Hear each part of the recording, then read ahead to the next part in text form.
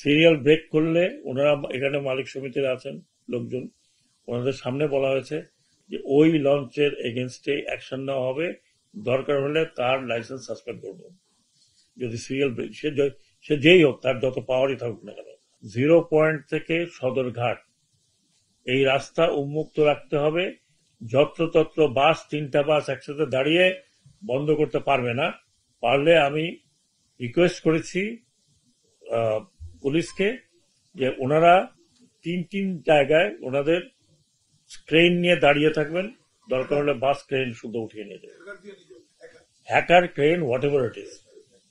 আমি বাস মালিক সমিতির এখানে লোকজন আছেন, তাদেরকে রিকোয়েস্ট করব যে রেকার দিয়ে, হ্যাঁ, আরে আপনারা এক একটা বলেন না, আমি ওইটা চাল দিব।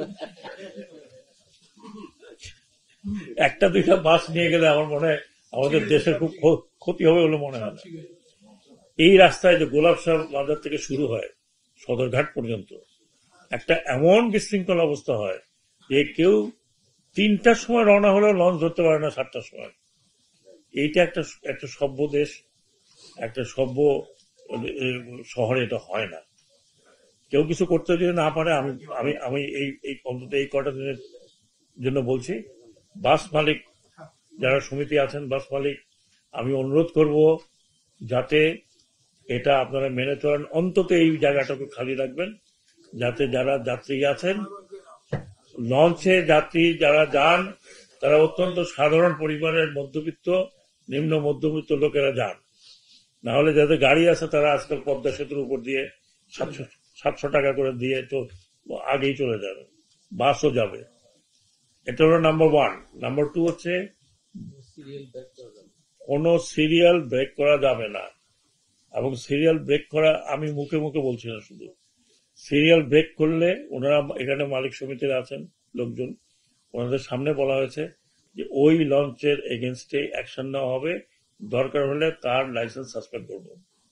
যদি সিরিয়াল ব্রেক, সে যেই হোক, তার যত পাওয়ারই থাকুক না কেন। সরকারের আইন তার চেয়ে বড় পাওয়ারফুল আর কিছু নাই আল্লাহর দুনিয়াতে, মানে দুনিয়াতে এটা গেল বড় পাওয়ার। বাকি তো আল্লাহর ইচ্ছা, আল্লাহ তো যা কিছু তাই করতে পারেন। নির্ধারিত ভাড়ার উপরে কোনো ভাড়া নেবেন না। এবং ওনারা বলছেন যে এখন যে ভাড়াটা নেন ওটা প্রকৃত ভাড়া নয়, কাজে নির্ধারিত ভাড়ায় ওনারা এখন যাত্রী নিচ্ছেন না, যাত্রী কম ভাড়ায় নিচ্ছেন। ওই নির্ধারিত ভাড়ায় ঈদের দিন বা ঈদের এই 15 তারিখ থেকে নির্ধারিত ভাড়া হবে, ওটা ওনারা আজকের থেকে বা কালকের থেকে টাঙিয়ে রাখবেন, যাতে যাত্রীরা দেখতে পারে যে এখন ওনারা কি পয়সায় যাচ্ছেন, নির্ধারিত ভাড়াটা কি। নির্ধারিত ভাড়ার বাইরে ওনারা ভাড়া নেবেন না। প্রতিটি লঞ্চ যেগুলো রাত্রে চলাচল করবে বিশেষ করে, তাদের জন্য বলা হয়েছে 1-3, একজন কমান্ডার, 3 জন আনসার। এবং আনসারদের বিহেভিয়ারের ব্যাপারে অলরেডি বলা হয়েছে যে আনসারের কাজ হচ্ছে যাত্রী সুরক্ষা দেওয়া। আনসারের কাজ এই অন্য কোনো কাজ নাই।